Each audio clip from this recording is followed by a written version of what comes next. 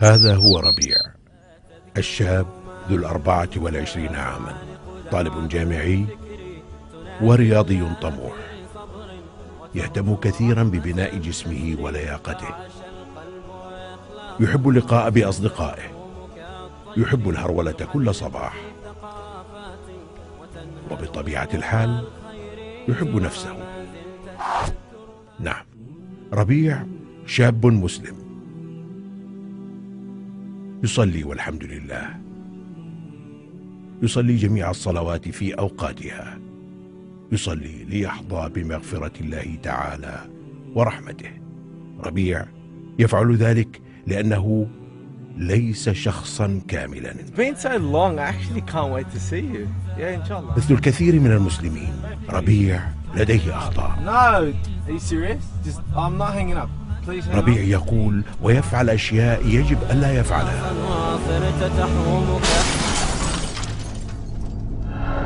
كل نفس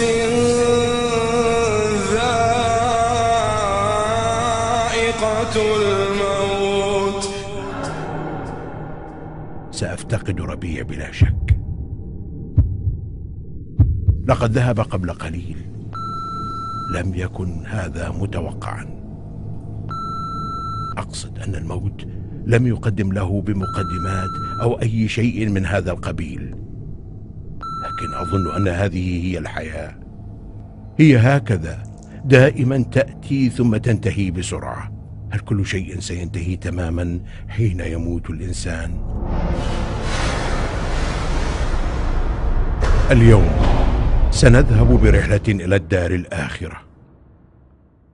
يقال أنت تعيش حياة واحدة، وفي الحقيقة ليست هذه هي قضيتنا. كل شيء كنا نظنه انتهى لم ينتهي بعد. كل شيء فعله ربيع سيحدد مصيره في الآخرة. ربيع يعرف ذلك، ولكنه يتمنى أن لو استطاع أن يعود خطوات للوراء. ربيع يريد أن يغير بعض الأشياء.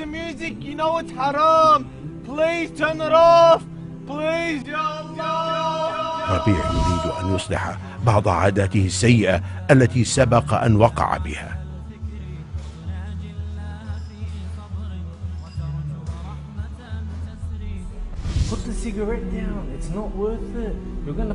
ربيع يعلم أنه سيحاسب حول ما فعل ببدنه.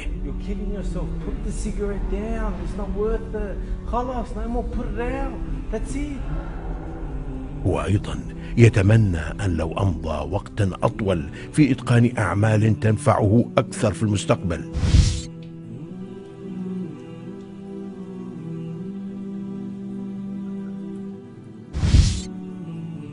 هو يتمنى أيضا لو أمضى وقتا أطول في الصلاة والدعاء.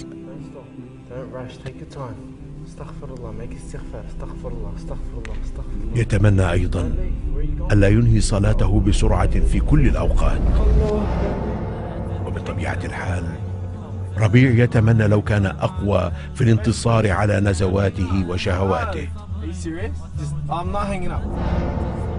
Please, just shut up! Babe, please, look, I'd honestly, say the last that! time you Don't looked worry about her amazing. I really parents! can't wait to see Don't you. meet up! You're gonna die! No. Stop being stupid! Don't let shit don't get to you! Look, your parents are gone. It's Just just shut up! between I you. can't believe you're saying You that! don't know how much I care about you and I love you. Please, shut up! What do you mean married? I'd Don't say even that. worry about marriage. ربيع يتمنى أنه لم ينهي حياته مصرا على المعاصي. وعندما مات أدرك أنه سيقابل الله تعالى.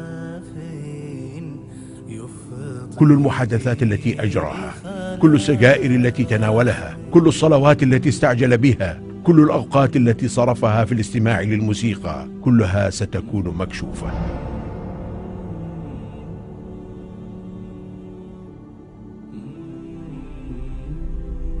هذه لم تكن نهاية ربيع، بل كانت